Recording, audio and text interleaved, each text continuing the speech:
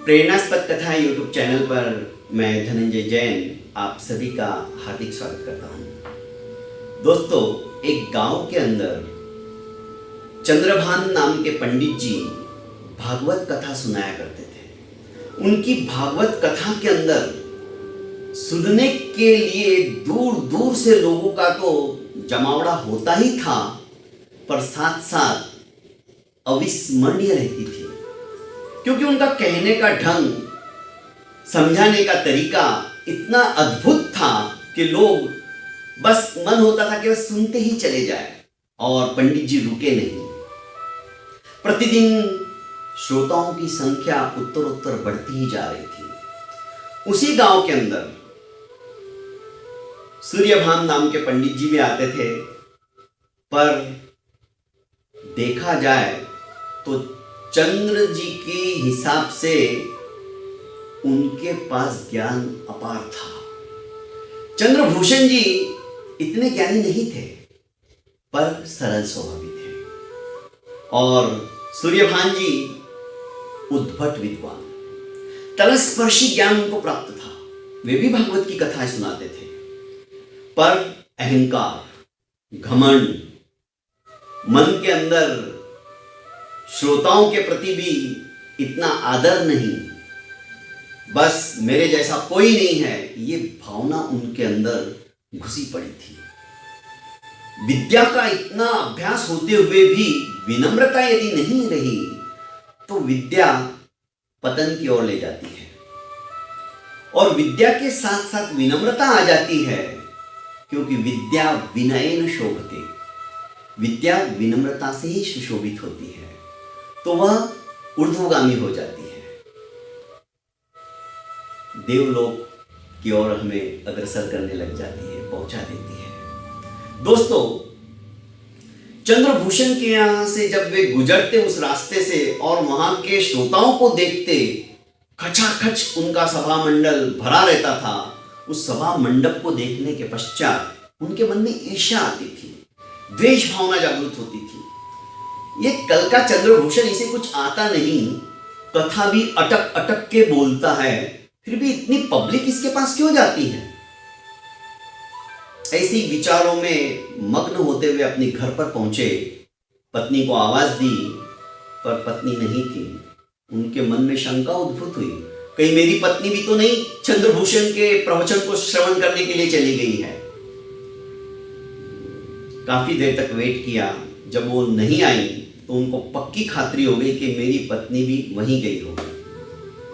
पहुंचे, अपने आप को संवरण नहीं कर पाए, अपने आप को रोक नहीं पाए, और चंद्रभूषण जी के सभा मंडप में पहुंच गए। दूर से ही देखा पत्नी दत्तमग्न होकर, दत्तचित्त होकर चंद्रभूषण की कथा को श्रवण कर रही है। काफी श्रोताएं भी श्रवण कर रहे थे, क्योंकि चंद्रभूषण जी की वाणी के अंदर जादू था, वे बांध के रखते थे।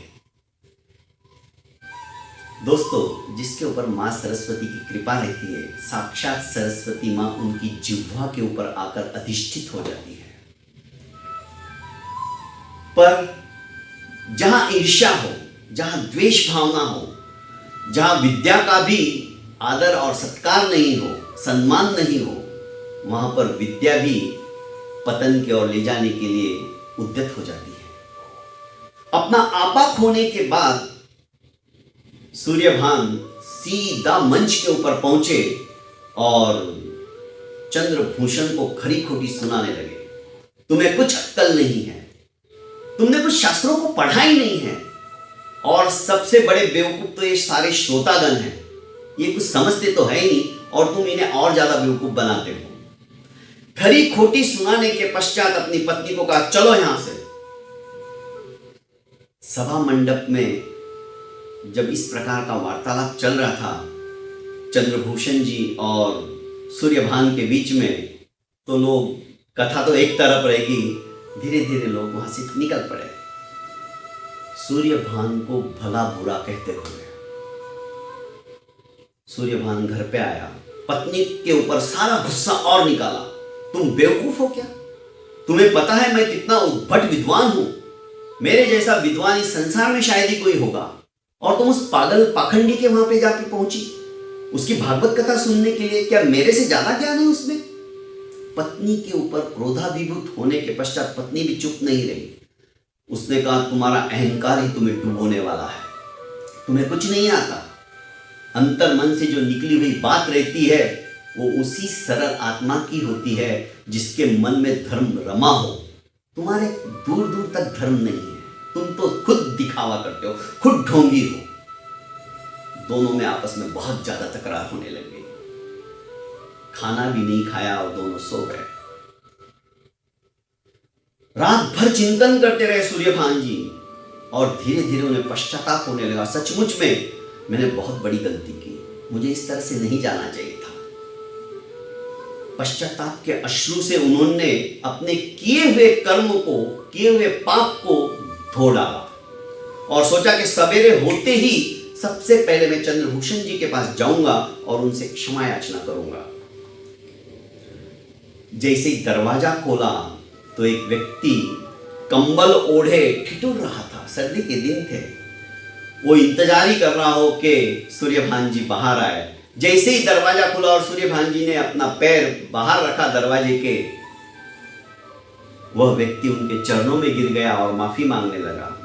उन्होंने उठाया सूर्यभान जी ने और देखा तो आश्चर्यचकित चंद्रभूषण जी स्वयं थे। हाथ जोड़कर चंद्रभूषण जी ने कहा कि सूर्यभान जी मुझे माफ कीजिए, आप जैसा विद्वान मैं नहीं हूं, आप जैसा ज्ञानी मैं नहीं हूं, आप जैसा पंडित मैं नहीं हूं। आपने सही मेरे मंच पे आके मुझे 2 शब्द सुनाए, मुझे मेरी आंखें आपने खोली। मुझे इस बात का गर्व है कि तुम्हारे जैसा भाई है मेरा जो मेरे को सतपथ दिखाए। पहले से ही अपने पश्चाताप की अग्नि में जलते हुए सूर्यभान जी थे और इस तरह से जब चंद्रभूषण जी की बात सुनी तो रो पड़े।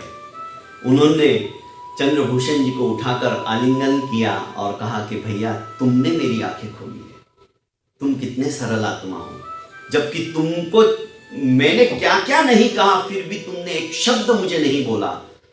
तुम्हारे सभा में आकर मैं पीट भी सकता था, पिटवा भी सकते थे आप मुझे, पर आपने ऐसा सब कुछ नहीं किया। मुझे भला बुरा कह सकते थे। आपके सभासद जो थे, आपके जो श्रोताएं थे, वो श्रोताओं ने भी मुझे भला बुरा कहा। यदि आप एक बार उठ के मेरे को जोर से बोलते तो सारी सभा भी मेरे को खदेड़ कर बाहर निकाल देती, पर आपने ऐसा कुछ नहीं किया। पश्चाताप तो मुझे करना चाहिए, माफी तो मुझे मांगनी चाहिए।